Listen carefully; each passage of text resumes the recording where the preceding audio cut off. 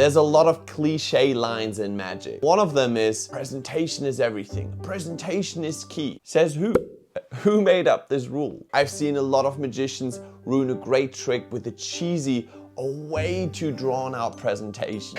In the realm of wonder, cards dance to the symphony of impossibility, where a solitary card defies gravity, rising against the tides of skepticism.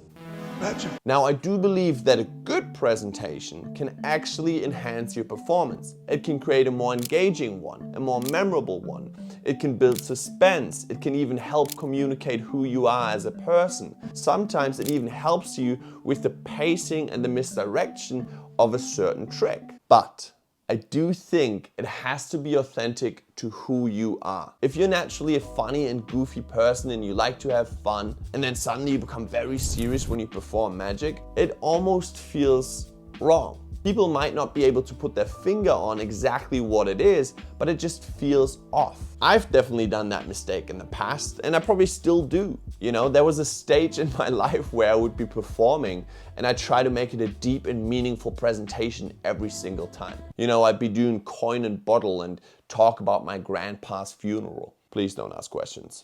Rest in peace, Opa. I also think sometimes it's okay to just let the magic speak for itself. What? Cheez-Its! Cheez-Its! Cheez-Its! You don't always need a fancy and clever presentation. If it doesn't match, just let it be. Something that helped me is coming up with an interesting hook. Just focusing on the first couple of sentences that captures your audience's interest and draws them a little bit more into the trick. Instead of just talking about it, let me actually show you an example using a simple beginner card trick that we all learned at some point. But I'm going to show it to you without the presentation first, and then I'm going to show it to you with the hook and with the presentation. Okay, invisible spectator, please select any card and then memorize it and show to your friends. Okay, let me know when you've got it. Sweet. Take your card and place it back in the deck. Now here's the idea. I'm going to click my fingers and the magic is going to happen. No, sorry, you actually have to click your fingers. Perfect. And look, the cards are still the same, but one card in the deck has actually turned over. Boo! Yours. And just pay attention if you can actually feel a difference the second time around. For this trick, I'm going to break the magician's code, because I'm going to tell you what's going to happen before it happens. So for me to find your card, I will actually have to turn the whole deck over without you catching me. But I'll promise you it won't happen behind my back, or I'm not secretly gonna slide the cards underneath the table. They will stay in full view the whole time.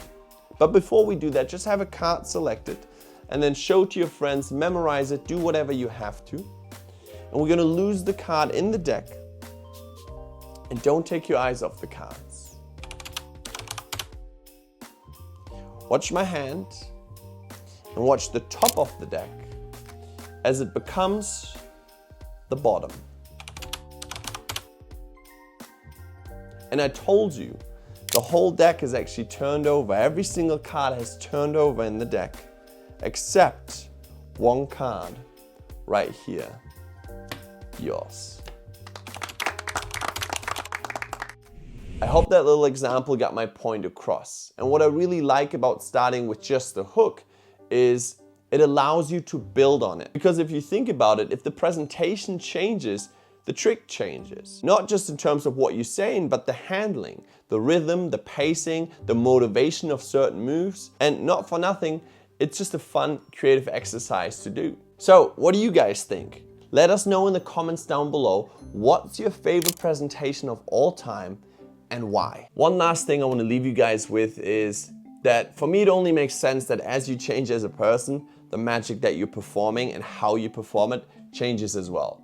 So don't be afraid to fail, stay curious, experiment, try out different things, fail again, and only in that process you figure out, oh, maybe I should be doing deep and meaningful presentations. It suits me and it works well. Who knows? With that being said, I appreciate you guys watching. Leave a like, subscribe, and I'll see you guys next time. Peace.